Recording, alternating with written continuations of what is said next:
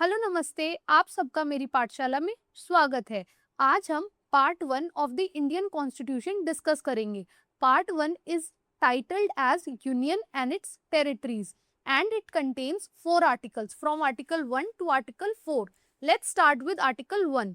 तो आर्टिकल 1 में 3 चीजें हैं, जैसे first is name, second nature of polity और थर्ड टेरिटरी। इन 3 चीजों के बारे में आर्टिकल 1 हमें इंफॉर्मेशन देता है। आर्टिकल 1 में मेंशन है India that is Bharat, which means ये दोनों हमारी कंट्री के नाम हैं। इन दोनों ही नामों से हमारी कंट्री को जाना जाता है।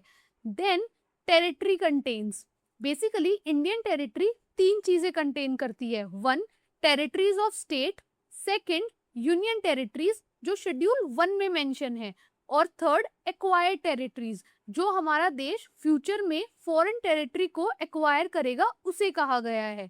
Now the polity, it is said India is union of states. पूरी स्टेटमेंट यही है, India that is Bharat is a union of states. तो इसमें यूनियन को समझने के लिए बेहतर एग्जाम्पल होगा कि हम 2 चीजों को समझें, यूनियन और फेडरेशन, और दोनों की एग्जाम्पल देखें।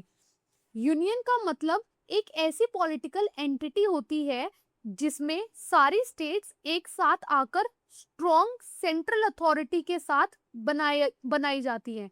बेसिकली एक स्ट्रॉन्ग सेंटर होता है जिसमें और सारी स्टेट्स आ जाती हैं, एक साथ रहती है, एक साथ काम करती है।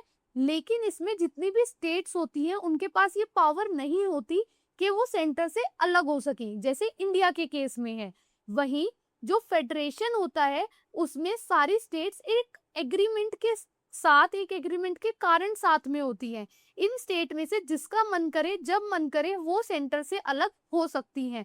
ऐसा यूएसए में होता है। इंडिया में यूनियन ऑफ स्टेट्स यूनिटी बनाए रखने के लिए लिया गया है। आई होप आपको तीनों चीजें समझ आ गई होंगी।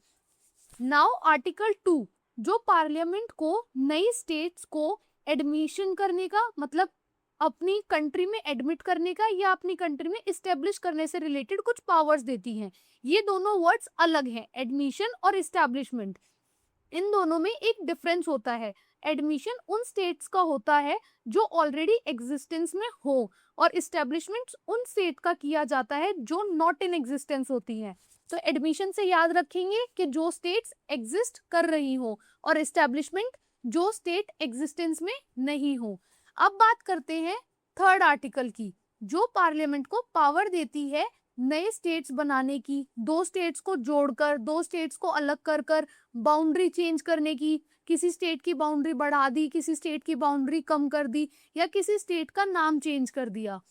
तो ये सारी पावर आर्टिकल 3 हमारे कॉन्स्टिट्यूशन में लिखा गया है कि पार्लियामेंट के पास है।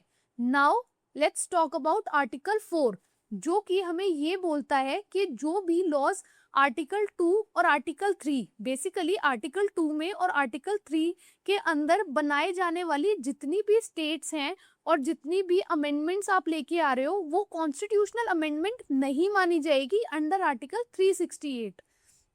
ये सिंपल मेजोरिटी से पार्लियामेंट में पास होंगे। और शेड्यूल 1 जिसमें स्टेट्स के नाम और यूटीज के नाम लिखे गए हैं, और शेड्यूल 4 जिसमें राज्यसभा की सीट्स एलोकेशन की बात की गई है, उसमें चेंजेस किए जाएंगे।